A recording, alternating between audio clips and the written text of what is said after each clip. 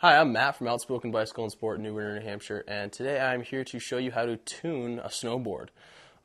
Basically, what you want to do is, first thing, you want to go to your local shop and ask them, be like, I want to tune my own snowboard at my house. And they'll be like, okay, and they'll set you up with everything you need, such as gummy stone, which I will go into more depth when I get into it, a file and an edge guide, and also a waxing iron and wax. And then the first step in tuning your own snowboard is taking the edge guide, which is, this particular model is set at a specific edge, set at a 2-degree edge, which is a perfect edge for a snowboard. And you'll get an aggressive file when you do it, and what this is going to do is actually remove material, so don't be afraid if you see shavings coming off your snowboard. It's not going to hurt it. And so once you get your file into your edge guide, a lot of files and edge guides are all one package, and that's generally what you'll want. You want something that's all in one package. You don't have to lose any parts, stuff like that. First thing you want to do is set your snowboard up on an angle. You can either hold it, have your buddy hold it, or you can actually purchase stands that will help the ease of the tuning. And the first thing you want to do is work on your edge. So you're going to take your file and you're going to hold it up to the snowboard and run it down the edge, just like so. And it's going to remove material and sharpen the edge.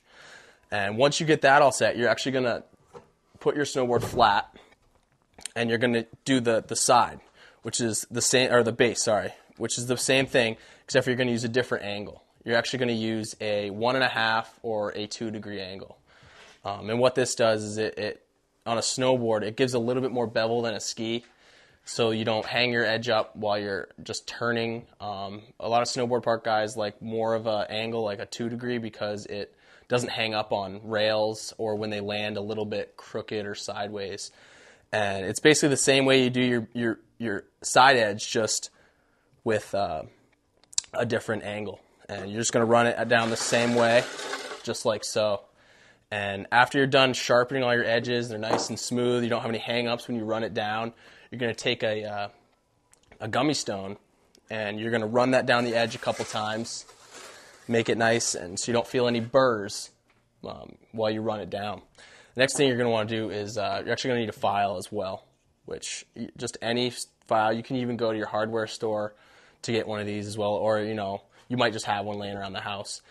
What you're going to do is you're going to detune. And what detuning is basically the first 4 inches of your snowboard, 5 inches, depending on how you like it.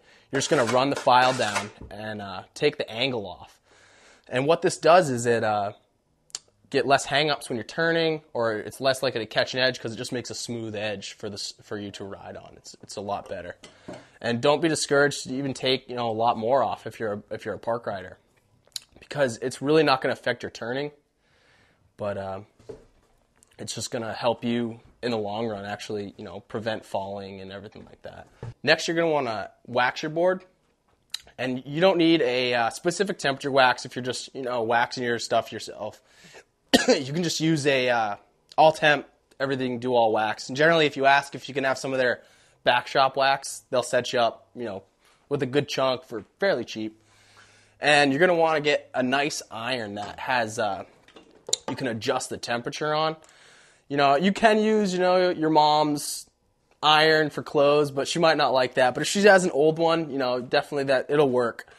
But these irons have a nice flat surface. They stay more heated throughout the whole surface, so it's a lot better. And you're just going to want to, drip the wax on back and forth, getting a good coverage of the drip. And then you're just going to want to work your iron back, so you get good coverage. Don't hold it in one spot too long, because it'll actually separate the base material from the snowboard, and that's not good.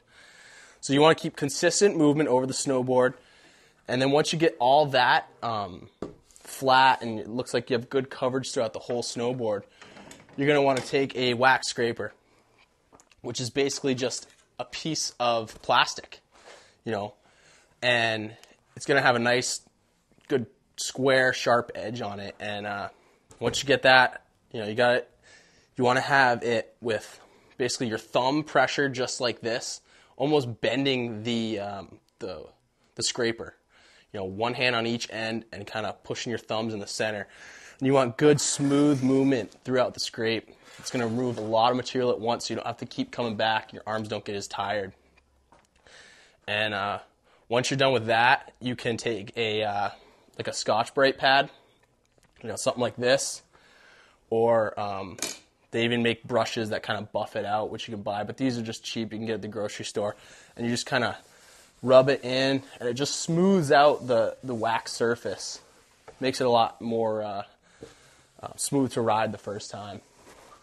And after that, if you have your bindings off, you put them back on, and that's how you tune a snowboard.